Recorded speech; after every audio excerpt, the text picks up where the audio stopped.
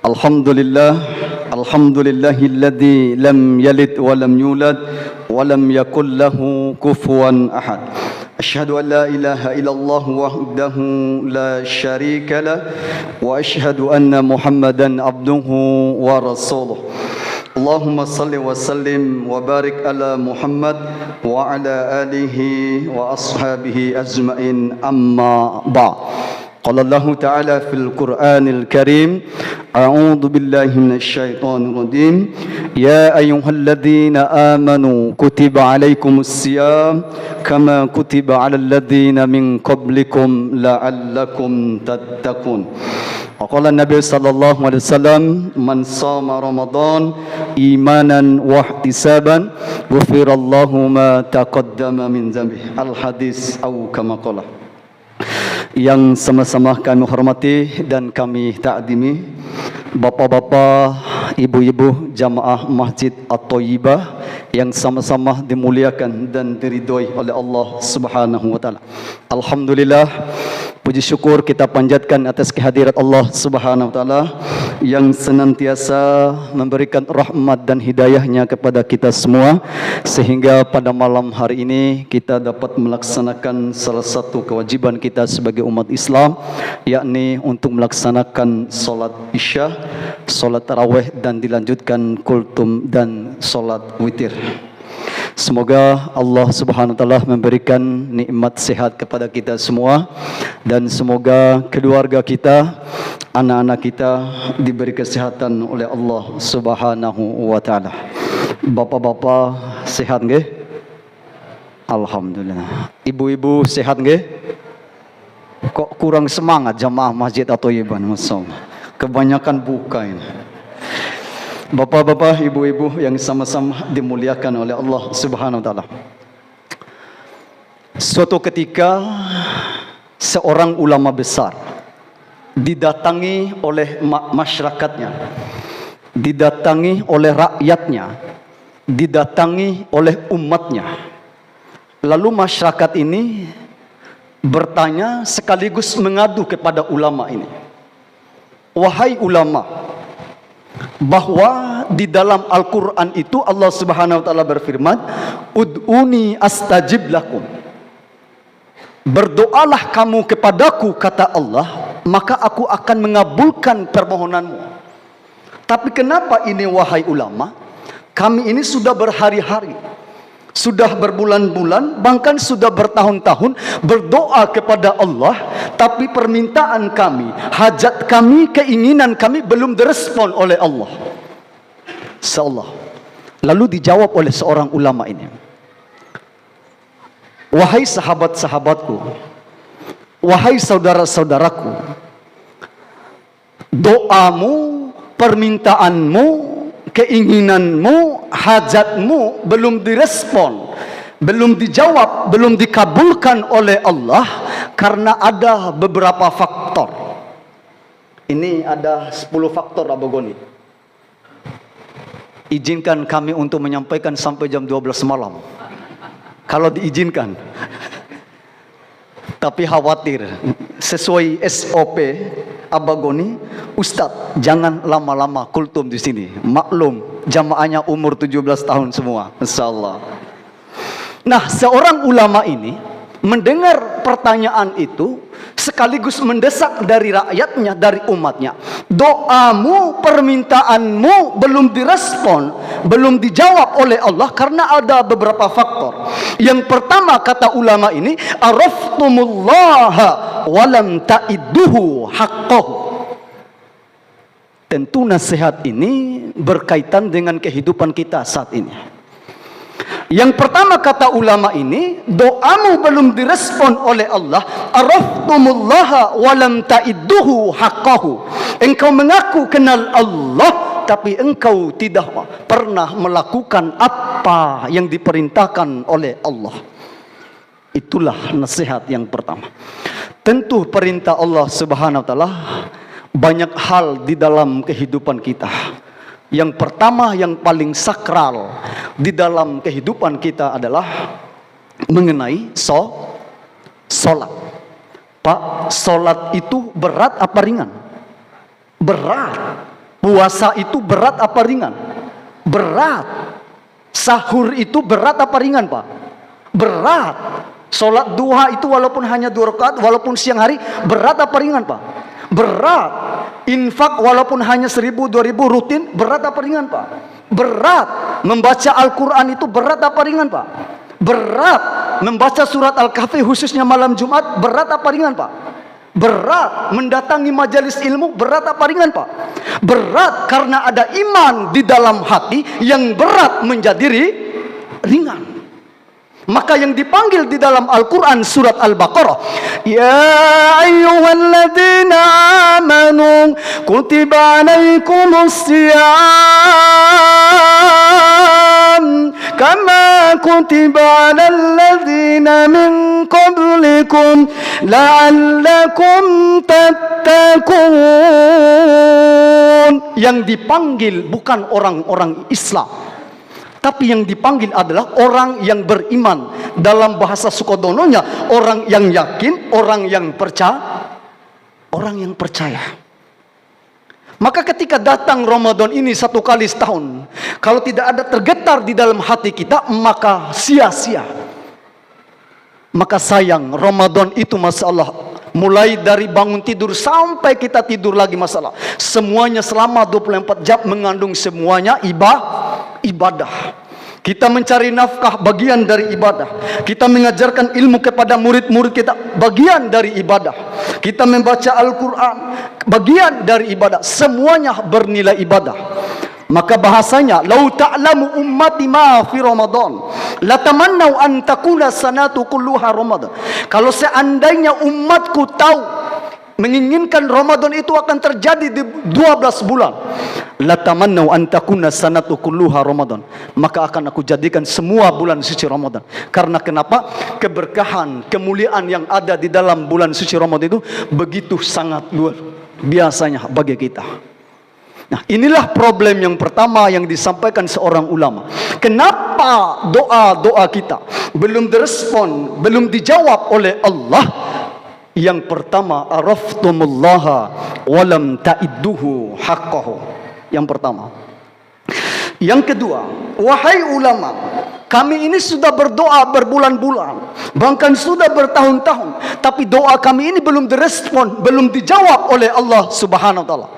Masya Allah, kalau kita kirim WA kepada istri, tapi istri ini hanya baca saja tapi tidak menjawab, kira-kira kita sebagai suami marah apa enggak, Pak? Ini nggak ada yang jawab. Ini suami takut istri semua di sini nih. Soalnya itu respon.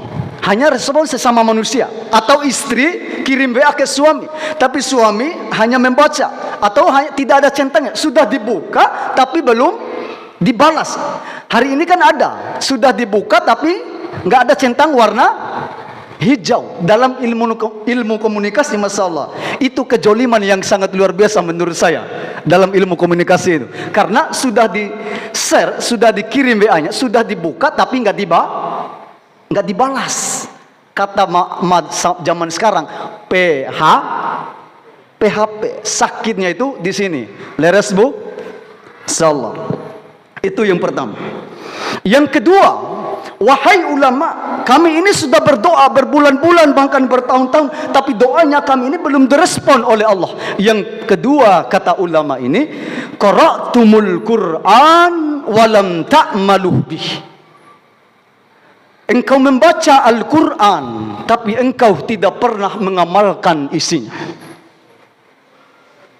Maka berusahalah kita mengamalkan isinya di dalam Al-Quran. Maka bahasanya Rasulullah, khairukum man ta'allamal Quran wa 'allam. Sebaik-baiknya di antara kita adalah orang yang mempelajari Al-Quran. Tidak cukup mempelajari Al-Quran wa 'allamah, tapi mengamalkan. Makanya di bulan suci Ramadan ini, Masya Allah, mau kita paham apa enggak, tetap baca. Mau kita paham makna dan tafsirnya, kita tetap membaca. Karena orang yang membaca Al-Quran itu ujiannya begitu berat. Tentu setiap kebaikan pasti ada keburukan. Setiap ada kebaikan pasti ada kejahatan. Karena itu Al-Quran itu harus dipaksa untuk membaca. Karena kenapa? Kalau tidak dipaksa, Masya Allah, maka bahasanya almarhum, seorang tokoh yang paling netral mungkin di saat ini, yakni Profesor Romrowi. Al-Quran itu, kata beliau, roh yang kedua di dalam kehidupan kita. Sekali lagi, Al-Quran itu, kata Profesor Romrowi, roh yang kedua di dalam kehidupan kita. Kata Profesor Dr. Abdul Somad, semakin berat, semakin sibuk kita bercengkrama dengan Al-Quran, semakin sibuk kita membaca Al-Quran, semakin sibuk kita berdialog dengan Al-Quran, maka Allah akan memudahkan segala urusan kita. Sekali lagi, semakin sibuk kita bercengkrama dengan Al-Quran, semakin lama kita berdialog dengan Al-Quran, maka Allah akan memudahkan segala urusan kita. Mungkin hari ini kita baru umur 30 tahun baru kita membaca Al-Quran, enggak apa-apa. Baru umur 50 tahun mungkin kita baru belajar Al-Quran mulai dari Iqra, enggak apa-apa. Baru mungkin umur 60 tahun mungkin kita baru belajar Al-Quran, enggak apa-apa. Ketika saya tinggal di Masjid An-Nur, ada seorang bapak-bapak, umurnya Masya Allah hampir 50 ke atas. Tiap subuh pada saat itu, tahun 2019, hari Selasa jam 5.30 pada saat itu, beliau membaca Al-Quran. Bahasa dengan membaca Iqra dengan suara yang lantang, Masya Allah. Umurnya hampir di atas 50 tahun, membaca Iqra, ba'aba, ta'ata, batata, ba'a. Saya tengok ke belakang, saya kira anak-anak SD. Tapi ternyata Masya Allah, ternyata umur beliau hampir 50 ke atas. Masya Allah, semangatnya yang sangat luar biasa. Karena kenapa? Setiap huruf, setiap kalimat yang kita baca di dalam bulan suci Ramadan ini, maka satu huruf itu akan dibalas oleh Allah dengan berbagai macam pahala yang sangat luar biasa. Itu yang kedua, qara'tumul Qur'an walam ta'maluh bih. Jam ini sama jam itu kok beda? Ini lewat 15 menit, itu kurang. Mana yang benar ini ya Pak Goni? Yang ketiga, masih ada 8 Abu Goni, Masya Allah. Yang ketiga, kenapa doa-doamu belum direspon, belum dijawab, belum direspek oleh Allah? Yang ketiga, kata ulama ini, akaltum ni'mata rabbikum walam tashkurulah. Engkau memakan nikmatku, kata Allah, setiap waktu, setiap hari, tapi engkau tidak pernah mensyukuri nikmatku, kata Allah. Salah satu nikmat yang paling fundamental di dalam kehidupan kita, ketika kita bangun, apa yang kita baca? Alhamdulillahilladzi ahyana ba'dama amatana wa ilaikan nusyur.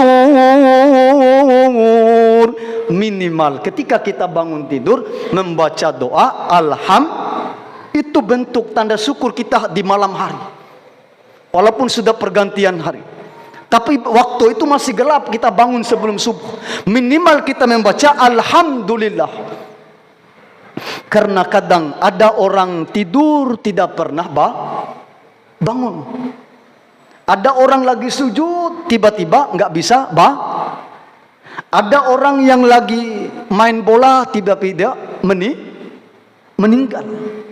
Ada orang lagi mancing, Masya Allah, tiba-tiba meninggal. Maka salah satu untuk menguji kesabaran seseorang itu dengan cara memancing. Ditanggulangin itu, Masya Allah, sebelum jam subuh, sebelum jam 4 itu, bahkan jam 3, orang-orang dari tulangan dari candi, bahkan dari Kerembu, Masya Allah, sudah berbondong-bondong ikut mancing, Masya Allah. Kadang pergi habis subuh, pulang siang, kadang pulang sore. Rasa-rasanya kalau nggak mancing itu rasanya belum fix, belum fresh pikiran itu. Maka orang yang hobi mancing itu masalah. Orang-orang yang sabar. Karena ketika kita lempar umpan ini, belum tentu ikan itu langsung makan. Apalagi mancingnya di bulan puasa, pahalanya tambah. Kecuali mancing ini bahaya ini. Yang ketiga. Yang keempat, kuntum innal mauta haqqan walam tasta'iddu lahu. Katamu bahwa kematian itu pasti ada, kematian itu pasti akan mendatangi kita, tapi kadang kita tidak mempersiapkan amal untuk kesananya. Bicara masalah kematian ini rahasianya Allah Subhanahu wa taala, yang harus kita introspeksi diri. Mungkin di soft yang depan, soft yang kedua ini masalah. Saudara kita mungkin, tetangga-tetangga kita mungkin, yang tahun lalu tahun 2025 masalah, yang tadarusan bersama kita mungkin, yang sholat berjamaah bersama kita mungkin, yang buka bersama kita mungkin, dipanggil duluan oleh Allah. Dan syarat kematian itu Bapak Ibu yang dimuliakan oleh Allah, tidak harus tua dan tidak harus sakit. Hari ini bisa jadi yang dipanggil duluan oleh Allah anak-anak kecil. Bisa jadi yang dipanggil duluan oleh Allah adalah orang-orang yang sehat. Artinya apa sidang jamaah yang dimuliakan oleh Allah Subhanahu wa taala? Hakikat kematian itu adalah prioritasnya dan rahasianya Allah Subhanahu wa taala. Tugas kita adalah bagaimana mempersiapkan amal untuk menuju perjalanan yang sangat jauh itu. Semoga 4 nasihat itu bisa menjadi refleksi dan motivasi di dalam kehidupan kita sehari-hari. Masih ada 6 nasihat, tapi tidak mungkin kami menyampaikan semuanya. Khawatir jamaahnya. 4 saja ini, wajah jamaah itu sudah ngantuk sebelah ini. Terima kasih Bapak Ibu yang dimuliakan oleh Allah Subhanahu wa taala. Mari kita sama berdoa, semoga puasa kita, bacaan Al-Qur'an kita, sedekah kita diterima oleh Allah Subhanahu wa taala, dan semoga anak-anak kita menjadikan anak-anak yang ahli Al-Qur'an, anak-anak yang birrul walidain, anak-anak yang selalu berbakti kepada kedua orang tua. Terima kasih, mohon maaf. Assalamualaikum warahmatullahi wabarakatuh.